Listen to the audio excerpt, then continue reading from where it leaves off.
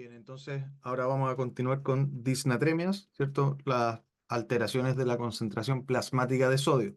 Y como habíamos dicho, el sodio participa, o sea, es un catión muy importante en el organismo, ¿cierto? Que participa de la natremia y de esa forma de la osmolaridad. Participa también junto al potasio en este gradiente electroquímico. Es necesario para que a nivel intestinal y a nivel renal se absorban diferentes elementos y también participa en términos de volemia, que son un poco las cosas que hemos estado conversando. Eh, Como les decía, es el principal catión extracelular. Ustedes van a ver aquí en los monitos de la derecha que el sodio, ¿cierto?, es el principal catión extracelular, mientras que el potasio es el principal intracelular. Cloro, calcio, magnesio, bicarbonato se encuentran por aquí también, pero en menor cantidad. Y si ustedes se fijan, la distribución de electrolitos en el plasma propiamente tal, eh, cuando uno va sumando estos electrolitos de carga positiva y los electrolitos de carga negativa, generalmente queda cercano a los 154 mil equivalentes por litro, que es más o menos lo que tiene una solución fisiológica y por eso es bastante cercana a la concentración que tiene de plasma. Pero si se fijan en los electrolitos negativos, ¿cierto? No es 100% 1:1 la relación entre el sodio y el cloro, porque aquí hay otros elementos. eh, entonces, esta presencia elevada de cloro en el suero fisiológico, como le había dicho antes, puede ser el responsable de algunos efectos secundarios, como la acidosis metabólica hiperclorémica, ¿ya? No sé si habrán conversado más detalle de eso en la clase de ácido base. Pero bueno, las disnatremias corresponden a condiciones médicas entonces que pueden constituir una urgencia y elevan la mortalidad en diferentes escenarios clínicos. Vamos a ver que tanto la hipernatremia como la hiponatremia, cuando se presentan, ese paciente en las mismas condiciones que otro al lado, pero sin alteración de la natremia, vemos que ese paciente tiene mayor mortalidad. Eh, Muchas veces esto tiene que ver, la mortalidad tiene que ver con las alteraciones neurológicas que se producen. Y vamos a ver que hay diferentes escenarios clínicos también donde la presencia de hiponatremia puede ser muchas veces un marcador de gravedad o un marcador de estadios avanzados de alguna enfermedad. Por ejemplo, en los estados edematosos como de la insuficiencia cardíaca o la cirrosis hepática, es bien frecuente que ya en etapas más avanzadas de la hipertensión portal, el paciente con ascitis empieza a tener hiponatremia, por ejemplo, entonces tiene mucho exceso de Beck, pero tiene más agua que sodio, entonces desarrolla una hiponatremia dilucional, por decir de alguna forma. Eh, entonces hay una relación establecida entre mortalidad y cambios en la anatremia que puede ser bidireccional, en el sentido de que las alteraciones del sodio en sí pueden producir o generar mortalidad y también puede ser un indicador de que por la gravedad o lo avanzado de la enfermedad, el paciente desarrolla una alteración del equilibrio del sodio. Entonces es una relación bidireccional. Las alteraciones de la anatremia, los resultados de que el paciente fallezca o no, dependen de la edad, de la causa subyacente, de la severidad de la alteración de la anatremia. Esto es muy parecido a lo que hablamos en trastornos del potasio. Mientras más extrema es la alteración, mayor es el riesgo de alteraciones. Y aquí es súper importante también la tasa de corrección. No sé si se acuerdan cuando hablamos al principio de los cambios osmóticos que se producen en el intra o extracelular según la osmolaridad y la compensación que la célula, los mecanismos innatos que la célula gatillaba para compensarlo. Si se corrige muy rápido, como vamos a ver en un monito más adelante, puede ser deleterio también. Y obviamente hay otros factores que también van a influir, pero es importante que un paciente esté con el sodio dentro de rangos normales, ¿cierto? Entonces, ¿qué es lo que va a pasar si tenemos un paciente que tiene hiponatremia? La disminución de la concentración plasmática de sodio va a hacer que se genere una hipoosmolaridad en el medio extracelular y esto va a hacer que el agua entre a la célula, ¿cierto? Como el agua entró a la célula y no puede seguir entrando, la célula empieza a eliminar algunos electrolitos, después empieza a eliminar estos osmolitos o aniones orgánicos que habíamos conversado para tratar de compensar el tamaño celular. Entonces, en este momento, si es que yo voy y le pongo una solución salina hipertónica, que es lo que tendría que haber hecho o que quizás le hubiese servido en esta primera instancia, cuando estamos en esta etapa, ¿cierto? De la hiponatremia, le ponemos una solución hipertónica y claro, la tonicidad o osmolaridad externa a la célula evitaría que el agua entre. Pero si es que se hace en este momento, cuando yo administre la solución hipertónica, voy a generar una osmolaridad muy elevada en el extracelular, ¿cierto? Porque se va a sumar la osmolaridad de la solución más la osmolaridad de estos mecanismos compensatorios que se generó aquí en el extracelular. Y por lo tanto va a hacer que en vez de edematizarse la célula, ¿cierto? Se va a producir como una deshidratación muy rápida que se conoce como el síndrome de desmielinización pontina o desmielinización osmolar, que es lo que ocurre a nivel neuronal cuando se produce un cambio muy brusco de la anatremia cuando se hace una corrección muy rápida, ¿ya? Y lo mismo ocurre en el sentido contrario, en el sentido de que si hay una hipernatremia, el agua empieza a salir de la célula. Para que el agua no salga tanto, la célula empieza a ingresar electrolitos, empieza a ingresar osmolitos. Entonces, si yo aquí le pongo una solución hipotónica, en vez de obtener el efecto deseado, lo que vamos a ver es que la célula empieza a ingresar toda el agua y se genera edema cerebral. Entonces, la hiponatremia por sí misma, la complicación neurológica que puede producir es edema cerebral, ¿cierto? Y si yo corrijo muy rápido esa hiponatremia, el riesgo es que desarrolle una desmielinización osmolar, ¿cierto? Y con la hipernatremia es al revés. La hipernatremia tiene riesgo de desarrollar desmielinización osmolar y su sobrecorrección tiene riesgo de generar edema cerebral, ¿ya? Aquí, ¿cuál es el punto de corte más importante? Es el tiempo, ¿ya? Entonces, esta sobrecorrección, cuando ya se han gatillado estos mecanismos se demoran, como habíamos dicho antes, unas 48 horas, unos 2 días en activarse o en estar presente. Entonces, si se hace una corrección antes de ese tiempo, una hiponatremia aguda, esos mecanismos no se han gatillado todavía y el riesgo de hacer una de estas complicaciones es más bajo, pero si ha pasado ya ese tiempo, no podemos hacer correcciones tan bruscas porque existe el riesgo de que se genere este fenómeno, ¿ya? La hiponatremia entonces corresponde a la concentración plasmática menor a 135, ¿cierto? Vamos a considerar que es severa cuando es menor a 125, ya y ese va a ser nuestro punto de corte relevante. Eh, Otra forma de clasificarla es si es que es aguda o crónica, dependiendo del tiempo de evolución, ¿cierto? 48 horas como punto de corte. Si es que es sintomática o asintomática, también Generalmente las agudas suelen ser sintomáticas cuando son severas y las crónicas suelen ser mejor toleradas, pero no siempre es así. Muchas veces vamos a ver que la causa en el algoritmo es como bien bonito, así, ¿no? Hay un algoritmo bien bonito para el estudio de las causas de la hiponatremia, pero en la práctica de repente hay fenómenos que son un poco mixtos, entonces se pueden ir complementando o potenciando o anulando, y muchas veces puede ser sintomático a pesar de que sea crónico. También se puede clasificar según la osmolaridad. Un paciente con hiponatremia puede tener hiponatremia hipertónica, isotónica o hipotónica. Sabemos que el sodio no es el único factor que influye en la osmolaridad, entonces a veces puede haber una hiponatremia, pero que la osmolaridad esté normal o aumentada incluso por la presencia de otros elementos que ejercen poder osmótico en la sangre. Y se puede clasificar también su estado de volemia. ¿Ya? El paciente con hiponatremia pero está con hipervolemia, está euvolémico o está hipovolémico, ¿ya? Entonces, ahí el enfoque diagnóstico también va a ser un poco diferente, ¿ya? Por lo general, cuando uno tiene un paciente con hiponatremia, lo primero que hace es calcular la osmolaridad, ¿ya? Ya que si la osmolaridad es elevada, generalmente estamos frente a un escenario de un síndrome hiperosmolar, de una diabetes descompensada, una cetocidosis diabética, cosas así. Entonces, siempre una de las primeras cosas que uno hace es descartar la hiperglicemia o la hipoglicemia o la hiponatremia hiperosmolar, ¿cierto? Las isosmolares son muy extrañas, así que no las vamos a conversar. Y las hiposmolares representarían el mayor porcentaje o la principal causa de hiponatremias, ¿ya? Y aquí es cuando uno puede subdividirla o clasificarla o evaluar el estado de volemia para subdividir estas hiponatremias hiposmolares en hipovolémica, euvolémica o hipervolémica, ¿ya? La causa hipervolémica, vemos aquí que están los estados edematosos que habíamos conversado, ¿cierto?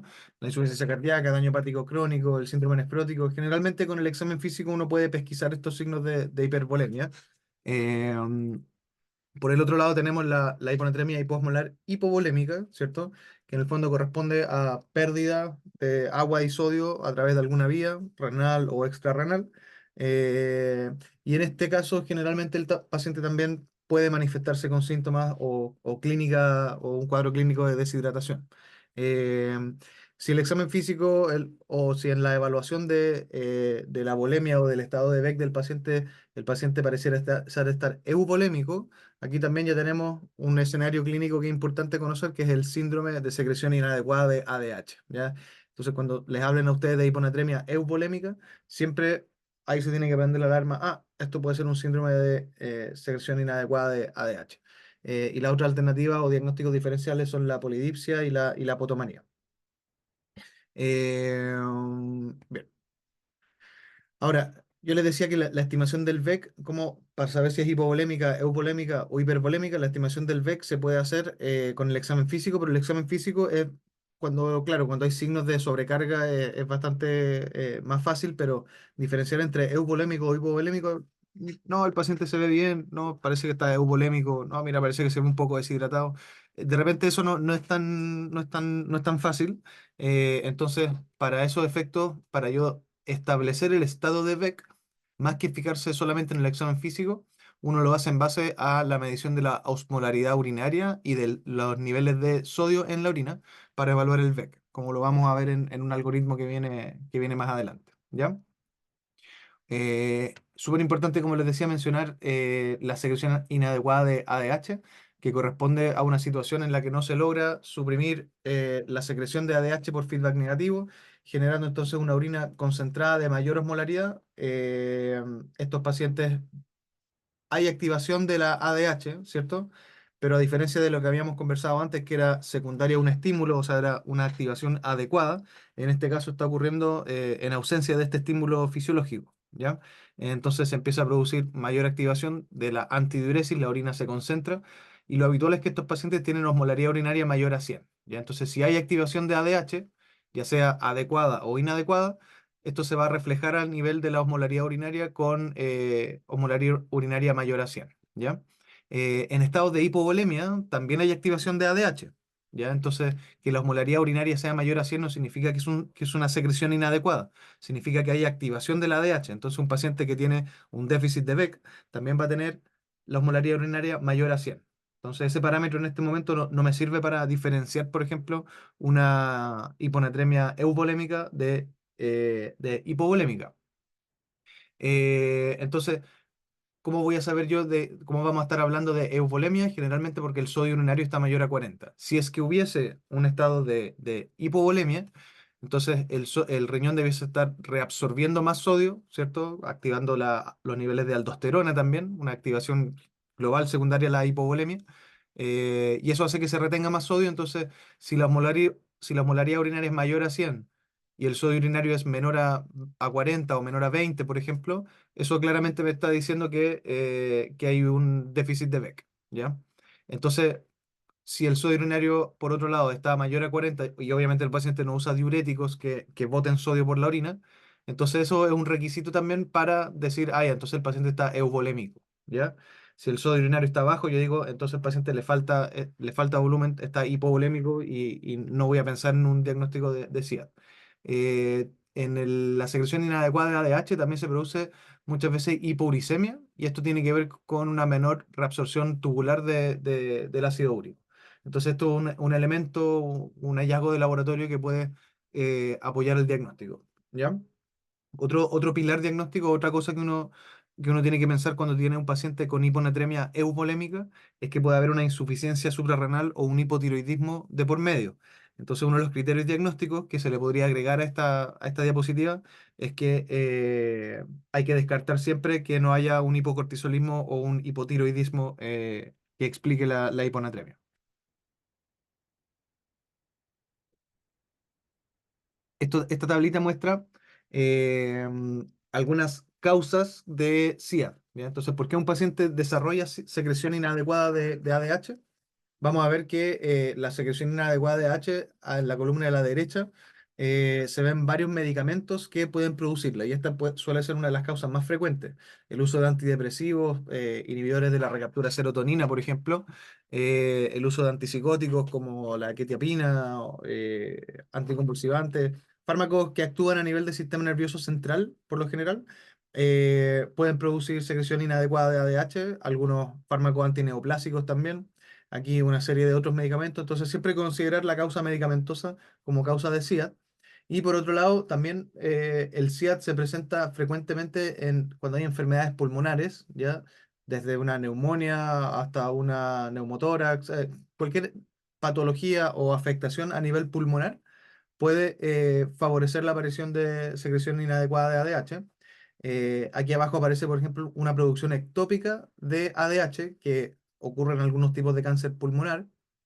Eh, no solamente los medicamentos que actúan a nivel del sistema nervioso central, sino que también enfermedades del sistema nervioso central como una ACV, una hemorragia, infecciones, trauma, todo esto también puede generar secreción inadecuada de ADH. Entonces, a grandes rasgos siempre se habla de que la secreción inadecuada de ADH puede ser secundaria a enfermedades del sistema nervioso central, a patología pulmonar o secundaria a alguno de estos medicamentos, ¿ya?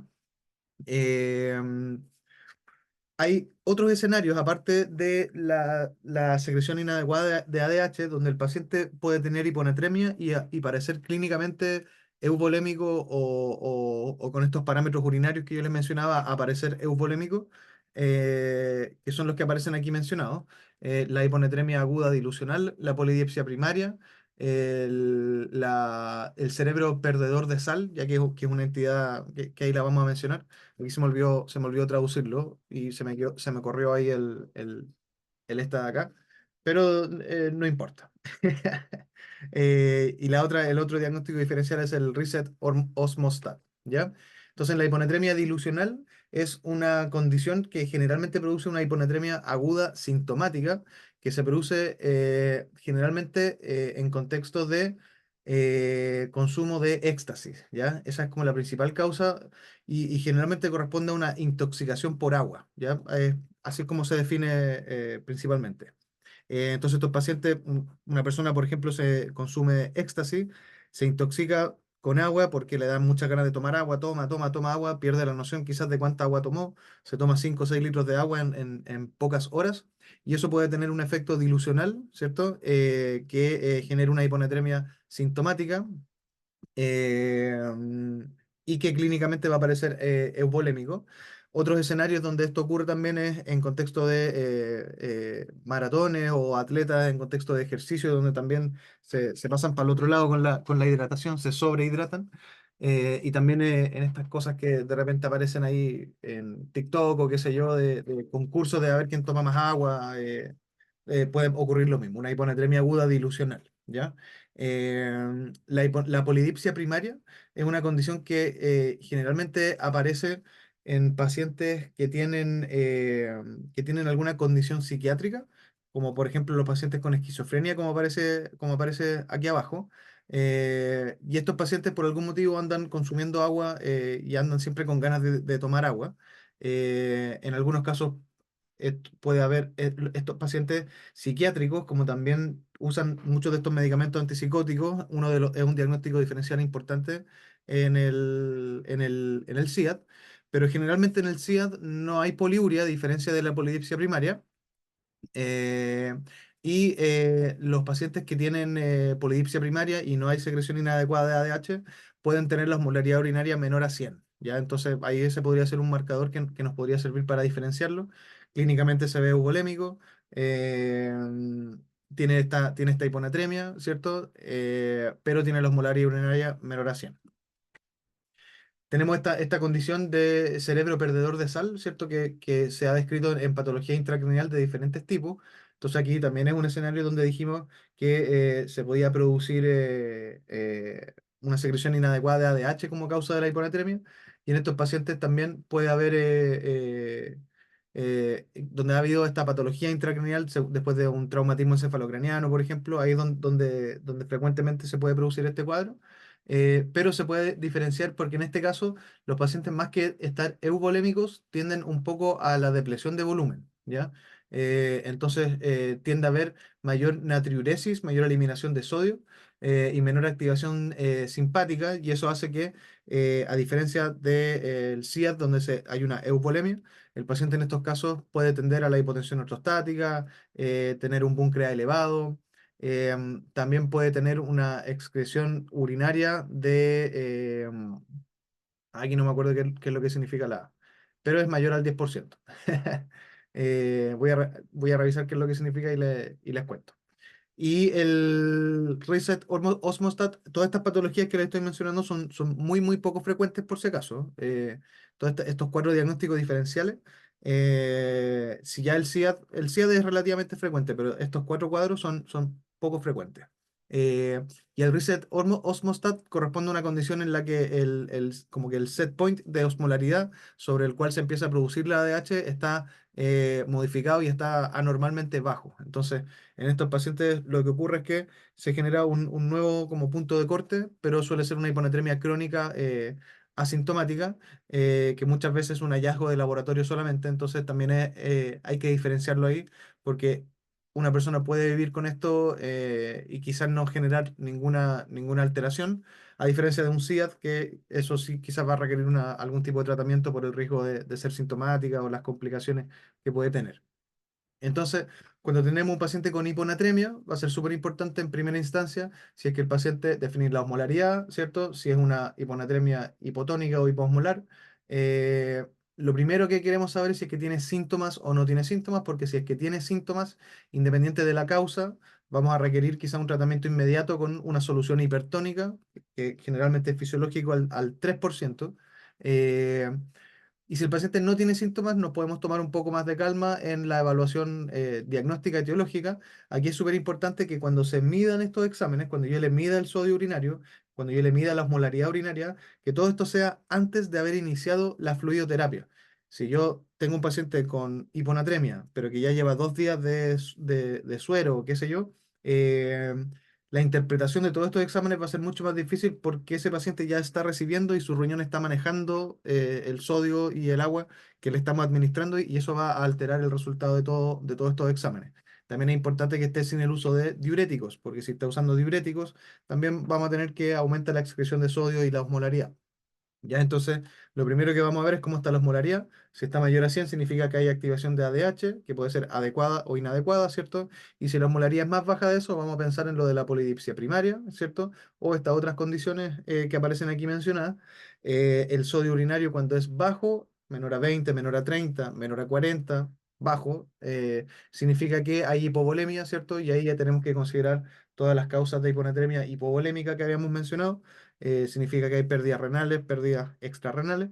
Y si el sodio urinario es mayor a 30, uno dice, chuta, entonces parece que aquí hay eupolemia, a menos que el paciente esté con diurético, ¿cierto? Si no está con diurético, aquí aparece el SIAD, ¿cierto? La insuficiencia suprarrenal, aparecen estas otras, este cerebro perdedor de sal que habíamos mencionado, el hipotiroidismo como diagnóstico diferencial que había que excluir cuando uno hacía el diagnóstico de SIAD. Entonces, este es más o menos el algoritmo de enfrentamiento. Aquí están las fórmulas de cómo calcular. La osmolaridad urinaria uno debería calcularla con un osmómetro, pero eso no es una herramienta que esté disponible por lo general. Entonces uno utiliza de forma indirecta esta medición en la que uno toma el sodio y el potasio, lo suma y lo multiplica por 2. Eso me daría una forma indirecta de la osmolaridad urinaria. ¿Ya? Y si es mayor a 100 o menor a 100, es el punto de corte que se usa en contexto de hiponatremia, ya que puede ser que en otro contexto sea otro punto de corte, como vamos a ver después. Eh, la fracción excretada de sodio, que ustedes habrán visto también en la clase de injuria renal aguda, es un elemento que, además del sodio urinario, la medición de sodio urinario nos puede servir para establecer también si hay estados prerrenales o no. Entonces, lo que suele ocurrir acá es que en la hiponatremia con sodio urinario bajo, aquí también la fracción excretada de sodio también suele ser menor al 1%, y en estos casos donde el sodio urinario es mayor, para decir que no hay hipovolemia, generalmente el FeNA es mayor a 2%. Otras cosas que uno puede hacer cuando tiene un paciente con hiponatremia y que, y que sabemos que es hipotónica y que clínicamente no tiene exceso de Beck, y está la duda si será hipovolémica o euvolémica, es hacer una prueba de expansión de volumen. ¿Ya? Entonces, la prueba de expansión de volumen es que le damos 1000 cc de, fisiológico al paciente, de suero fisiológico al paciente, le controlamos la anatremia. Si es que mejoró, significa que era hipovolémica. Si no mejoró, significa que era euvolémica, ¿ya? Eh, Pero esa estrategia de expansión de prueba de expansión de volumen no se debe realizar si es que la anatremia es menor a 125, si es que es severa, por el riesgo de sobrecorrección o empeoramiento que se puede producir. Y esto tiene que ver mucho con que si es que efectivamente es un SIAD, a veces la osmolaridad urinaria, dependiendo de cómo está en comparación a la osmolaridad del plasma, se puede producir una sobrecorrección o un empeoramiento de la hiponatremia y generar cambios bruscos, ¿cierto? Que era algo que dijimos que no queríamos, ¿cierto? Entonces, formas para diferenciar euvolémica de hipovolémica, la prueba de expansión de volumen, el sodio urinario, el FENA, ¿cierto? Y ojo que los pacientes que se adhieren a dietas hiposódicas, que usan diuréticos, que tienen enfermedad renal crónica, la medición del sodio urinario puede no ser un elemento que nos sirva de mucho, así que estos son cosas a considerar también. Si tengo una enfermedad renal crónica, entonces el sodio urinario no me va a estar diciendo mucho ni en AQI ni en hiponatremia, y se hace un poquito más complejo en ese sentido. En la hiponatremia el tratamiento va a ser administrar solución hipertónica. Si se acuerdan en el algoritmo, una de las primeras cosas a determinar es si es que esta es una hiponatremia sintomática o asintomática, ¿cierto? Porque si son sintomáticas, el paciente está con convulsiones, con letargo, qué sé yo, vamos a tener que corregir esto de forma rápida. Eh, la recomendación o el cambio que se suele recomendar de natremia es de 8 miliequivalentes al día, cada 24 horas, y la solución que se utiliza es una solución de suero fisiológico al 3%, ¿ya? En casos graves yo podría pasarle una infusión o hacer un esfuerzo en corregir la natremia más rápido, pero máximo a 4 miliequivalentes en pocas horas, no especifica en cuántas horas, ¿ya? Pero ¿cómo se hace esto? Uno prepara un suero fisiológico hipertónico, ¿cierto? Para que quede al 3% y se le administran bolos de 100 ml, ¿ya? O un promedio de 1,5 a 2 ml por kilo de este suero. Se le administran, ¿cierto? En bolo y cada 10 minutos se puede ir repitiendo hasta un total de 3 veces. Entonces se le administra una vez, después se le administra una segunda vez, después una tercera. Vamos monitorizando que los síntomas no vayan empeorando o vayan mejorando, ¿cierto? Y hay que hacer obviamente un monitoreo frecuente de la natremia. A este paciente quizá hay que ponerle un catéter venoso central, una línea arterial para estar tomándole natremia cada 1 hora o cada 2 horas, por ejemplo. Eh, y ustedes van a ver que existen diferentes fórmulas para predecir la corrección que se va a producir. Entonces, por ejemplo, si yo le pongo 100 cc de suero fisiológico hipertónico y su natremia actual es tanta, y yo quiero llegar a tal natremia, me van a decir cuánto volumen de esta solución tengo que administrarle. O si le administro un suero fisiológico al 3%, yo debería esperar un cambio de natremia de, por ejemplo, 4 miliequivalentes por cada litro de esta solución que yo le administre. Van a ver que hay varias fórmulas para poder predecir los cambios que se van a producir en la anatremia, porque nosotros no queremos que haya una sobrecorrección, ¿cierto? Pero todas estas fórmulas tienen ciertas limitaciones en el sentido de que los cambios de la anatremia son mucho más dinámicos que solamente la anatremia actual y la anatremia a la que voy a llegar después de la infusión. Eh, la función renal influye de por medio, las pérdidas insensibles también, entonces hay varios otros mecanismos que están en juego que hace que las fórmulas no sean tan efectivas en la predicción. Ups, a ver. Eso, entonces, para el tratamiento, aquí vamos a ver que existen dos consensos, dos guías de recomendación de tratamiento, de una que es americana y la otra que es europea, y vamos a ver que coinciden en varias cosas y también tienen algunas pequeñas diferencias, tanto en tratamiento, sí, en tratamiento principalmente. Entonces, aquí vamos a ver que ambas coinciden que cuando tenemos una hiponatremia aguda sintomática, lo que hay que hacer es administrar suero fisiológico al 3%, ¿cierto? En forma de bolos, ¿ya? Sobre todo si es que hay síntomas severos, ¿ya? Aquí hay una pequeña diferencia, bolos de 100 ml, aquí son bolos de 150 en 20 minutos, aquí son de 100 en 10 minutos, entonces pequeñas diferencias, pero también tenemos un acuerdo, ¿cierto? Ahora, cuando es una hiponatremia crónica, aquí va a ser importante, o asintomática, va a ser importante primero la evaluación etiológica, como habíamos dicho, con los osmolaridad urinario, sodio urinario, todas esas cosas. Y si vemos que finalmente estamos hablando de una hiponatremia hipervolémica, ¿ya? Va a ser súper importante la restricción de fluidos, ¿ya? Ambas coinciden en eso. Y cuando la restricción de fluidos y el uso de diuréticos en contextos de hiponatremia hipervolémica no ha sido efectivo, porque aquí lo que hay que hacer es que eliminar el exceso de sodio y el exceso de agua que tiene el cuerpo. Entonces se restringen los ingresos, se administran diuréticos para lograr un balance hídrico negativo, ¿cierto? Pero muchas veces hay escenarios donde esto no resulta o no es suficiente, y se recomienda el uso de unos medicamentos que se llaman los vaptanos, ¿ya? La guía europea no los recomienda, la guía americana sí los recomienda. En Chile, por lo menos, si es que están disponibles, sé que son muy caros, eh, pero no sé tampoco cuáles son los que están disponibles en Chile porque nunca me ha tocado usarlos y que en general no se utilizan mucho, pero sí es importante que los conozcan. Entonces, en casos de hipervolemia va a ser importante la restricción hídrica, el uso de diuréticos y en casos de refractaria considerar el uso de vaptanos. Cuando tenemos pacientes que están con hiponatremia hipovolémica, significa que tienen sodio, o sea que les falta sodio y que además les falta agua también. Entonces, estos pacientes aquí lo que se recomienda es reponer, ¿cierto? Las pérdidas con una solución cristaloide balanzada o con una solución salina isotónica, ¿cierto? Para reponer tanto el agua como el sodio que se ha perdido. Aquí cuando dicen solución salina isotónica, no se refieren al glucosalino isotónico, porque el glucosalino isotónico, si se acuerdan, tiene 77 miliequivalentes de sodio. Entonces, si le doy glucosalino isotónico a una hiponatremia, voy a estar perpetuando o agravando la hiponatremia, ¿ya? Así que no sé, guíense más por esto que dice soluciones cristaloides. Yo quiero una solución que tenga una buena cantidad de sodio, ¿ya? Y en casos de secreción inadecuada de ADH, vamos a ver que la restricción de fluidos también suele ser una terapia de primera línea, ¿ya? En el caso de la guía europea, recomiendan también el uso de diuréticos de ASA, como la furosemida, por el efecto acuarético que tienen. Entonces, aquí vemos un caso de hiponatremia, donde el tratamiento va a ser furosemida, ¿cierto? Cuando la restricción hídrica no ha sido suficiente para normalizar la anatremia. Se puede utilizar urea también para aumentar el poder osmótico urinario, si es que en algunos casos se pueden mandar a hacer cápsulas de sal, entonces aumentar la ingesta de sal en algunos casos también puede ser de utilidad, pero siempre de primera línea el uso de la restricción hídrica.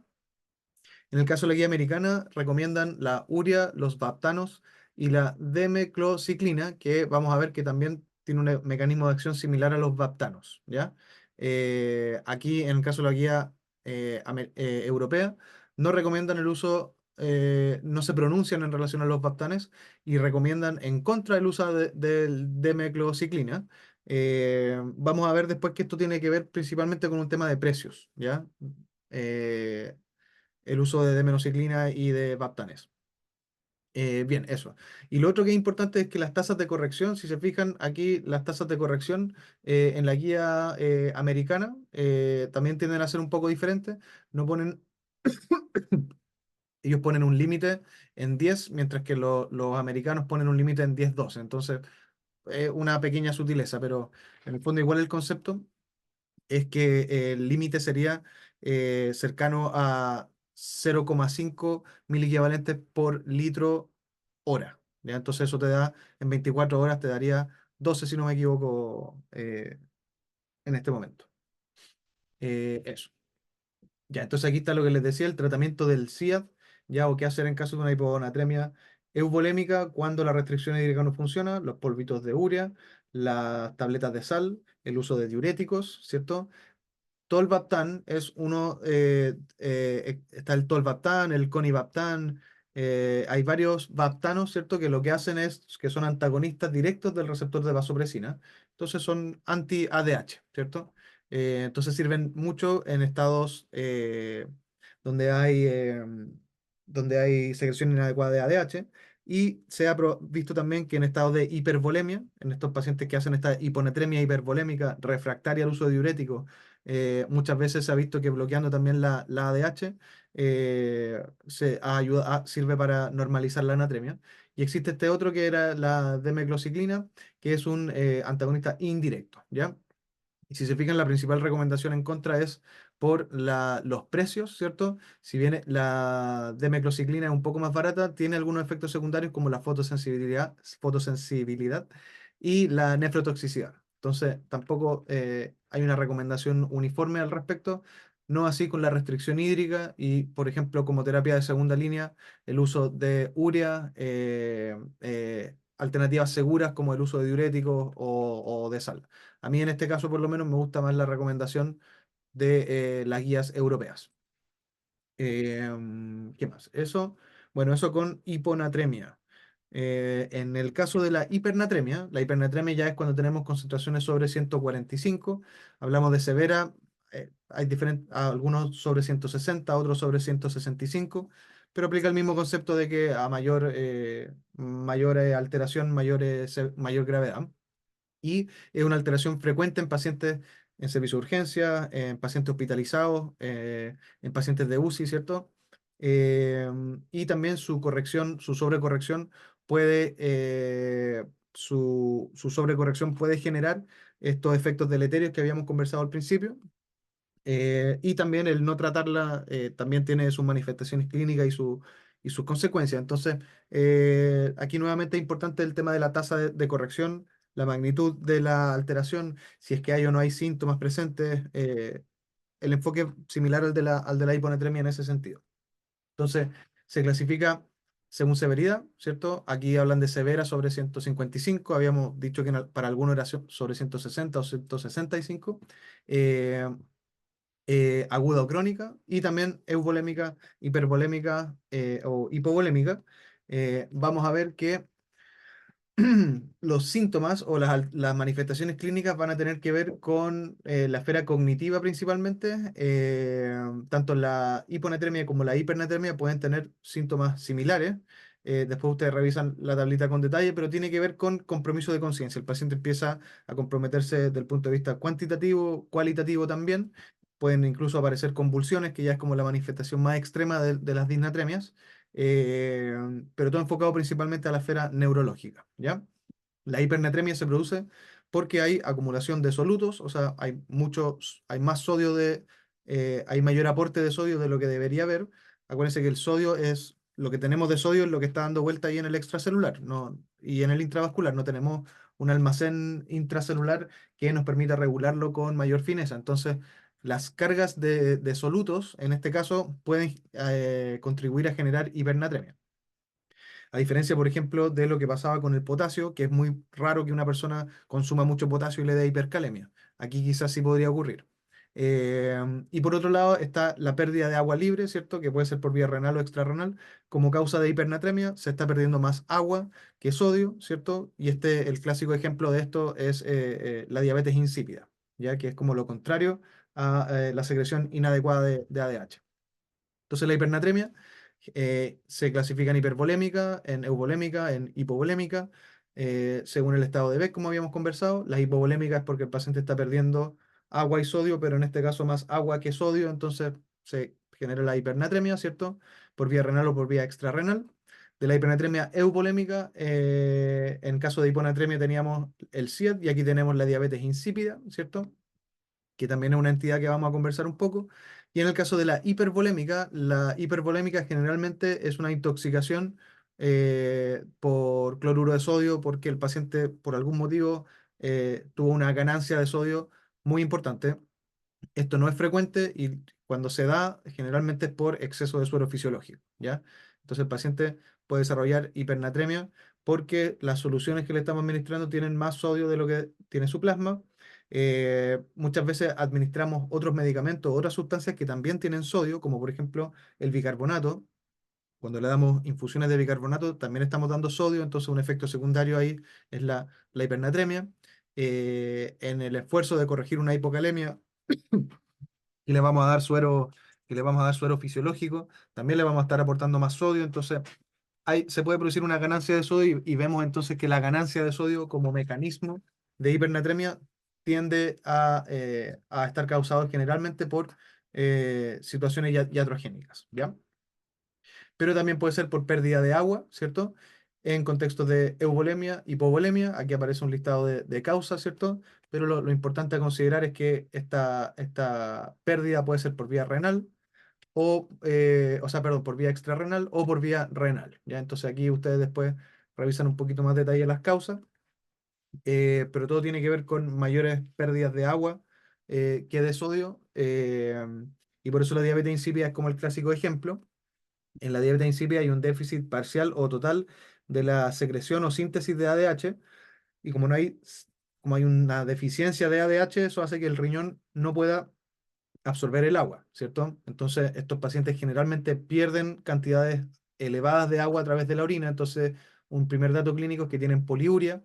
Como tienen poliuria, estos tienen riesgo de deshidratarse y obviamente van a tener una polidipsia compensatoria, que su organismo les dice que tomen agua para que no se deshidraten.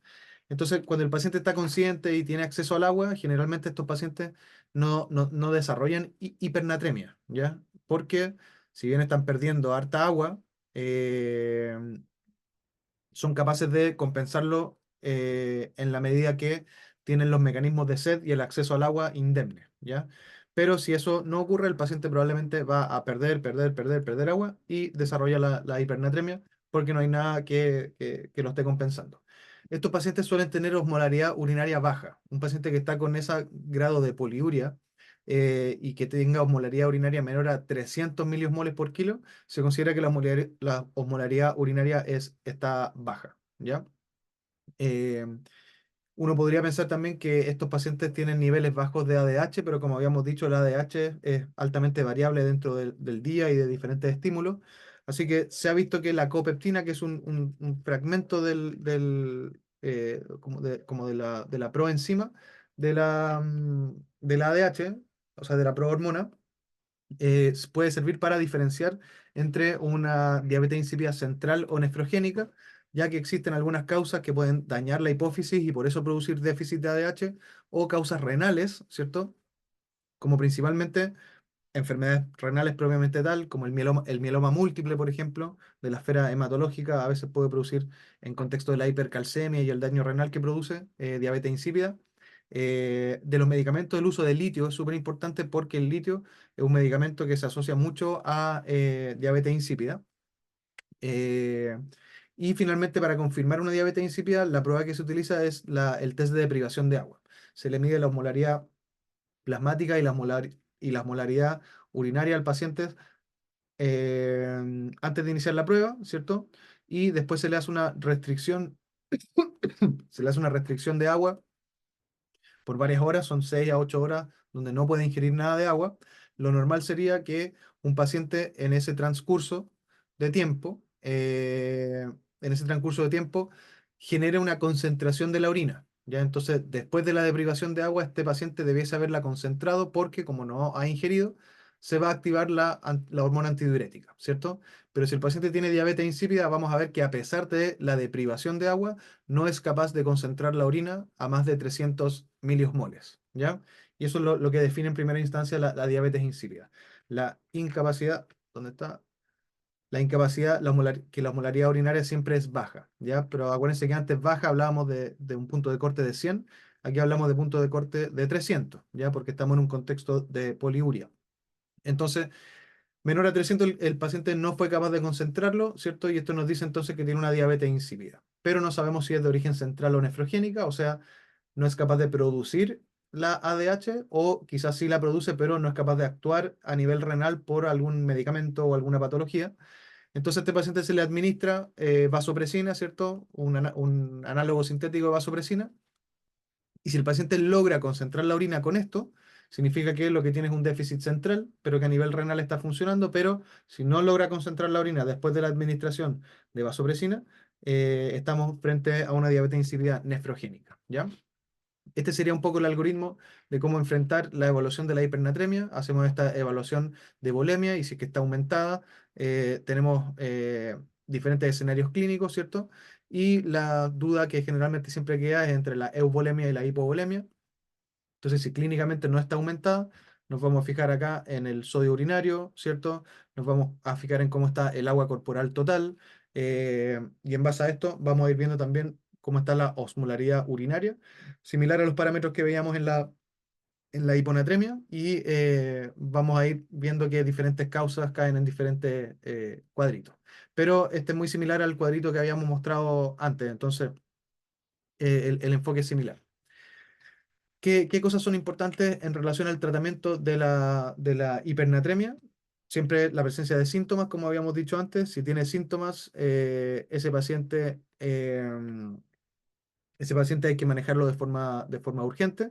Si el paciente tiene una hipernatremia porque tiene déficit de sodio, pero además tiene déficit de agua, hay que reponer volumen mediante alguna solución isotónica antes de corregir la hipernatremia, ¿ya? Entonces, cualquier solución que tenga, que puede ser un suero fisiológico al 0,45 o idealmente, o en su defecto ya un suero fisiológico al 0,9, pero lo ideal sería el 0,45, porque este paciente, como tiene déficit de agua y déficit de sodio, hay que administrarle agua y sodio, ¿cierto? Pero si solamente hay pérdida de agua libre, o sea, el paciente está euvolémico, lo que podemos hacer es reponer agua libre por vía oral, que tome agua, ¿cierto? O por vía endovenosa, pero con glucosa al 5%. La glucosa al 5% es un suero que uno administra y es agua con glucosa, ¿cierto? No tiene nada de sodio, entonces va a servir como para diluir ese sodio que hay. Y las concentraciones de glucosa que tiene una dextrosa al 5%, esa glucosa entra al organismo y se consume rápidamente. Entonces, no es una infusión que tenga mayor riesgo de generar hiperglicemia. Desde la glucosa al 10% hacia arriba, ya empieza a generarse glucosa con ese riesgo. Pero la glucosa al 5% por lo general es agua libre, ¿ya? Datos sugieren que la tasa máxima de corrección de sodio sérico no debe exceder los 0,5 milimol por hora, ¿cierto? Lo que habíamos conversado, que 0,5 me daba al día 12 miliequivalentes, ¿cierto? Entonces esta sugerencia explica la tasa de corrección a menudo postulada de 10 a 12 milimol por litro día, ¿ya? Entonces aquí lo mismo, vamos a empezar a reponer, se va a empezar a corregir la anatremia, pero la velocidad no puede ser mayor a 0,5 por hora, ya que ahí empieza a aumentar el riesgo de sobrecorrección, sobre todo si es que es un escenario crónico, ¿ya? Entonces, en escenario agudo uno podría hacerlo un poquito más rápido, en escenarios crónicos tener un poco de ojo, pero va a ser súper importante si es que hay unos síntomas y cómo está la volemia, ya que si el paciente está hipervolémico, le vamos a dar un diurético de asa, ¿cierto? O un diurético para que elimine agua y sodio, y le podemos administrar agua libre por mientras para ayudar a diluir. Ojo que esta combinación puede ser mucho, ¿cierto? En el sentido de que actúe o genere un cambio de natremia muy brusco. En caso de euvolemia, aquí también generalmente se prefiere el uso aquí le pone más menos, aquí también debería decir más menos quizás, y el agua libre, ¿cierto? Y si el paciente está con hipovolemia, uno podría preferir agua libre o idealmente algo con un poquito de sodio, ¿cierto? Entonces, half isotonic saline, que era el fisiológico al 0,45 que yo les mencionaba, ¿ya? Este algoritmo muestra más o menos lo mismo, ahí lo revisan con calma, pero evaluar también primero si es que es aguda, crónica, si es que tiene síntomas o no, y después evaluar la volemia para definir el esquema de corrección, si es que va a ser con suero al 0,45, con suero glucosado, si es que vamos a tener que usar o no algún diurético, etcétera. ¿Ya? Importante en relación a la tasa de corrección, van a ver que este es un artículo que viene del 2014, donde hablan de que pareciera ser que no solo una corrección muy rápida, sino una corrección muy lenta de la anatremia podría estar aumentada al riesgo de mortalidad. Entonces, eh, ya desde hace varios años se ha estado planteando un poco la duda de, chuta, pero ¿qué pasa si es una urgencia? El paciente está convulsionando, por ejemplo. Si yo me limito mucho en la velocidad de corrección, quizás le estoy aumentando la mortalidad por la gravedad de la anatremia y quizás no es tan dañino hacer una corrección más rápida, ¿ya? Entonces, de cierta forma están diciendo que este riesgo de edema cerebral o de desmielinización pontina sería mayor al que la gente cree. Y aquí empiezan a plantearse ya algunas dudas en relación a eso. Aquí aparece otro artículo que es del 2019, donde hacen un estudio también de 122 pacientes eh, que ingresaron con hiponatremia y 327 que la desarrollaron en el hospital. Separaron a estos pacientes en dos grupos, aquellos que se les corrigió a una velocidad mayor a 0,5 y otros que se les corrigieron a menor a 0,5, y vieron que no encontraron evidencia de que una corrección rápida de la hipernatremia estuviese asociado a mayor mortalidad, mayor riesgo de convulsiones, alteraciones cognitivas, etcétera. Eh, entonces empieza a aparecer esta evidencia que dice, oye, parece que igual se puede corregir más rápido.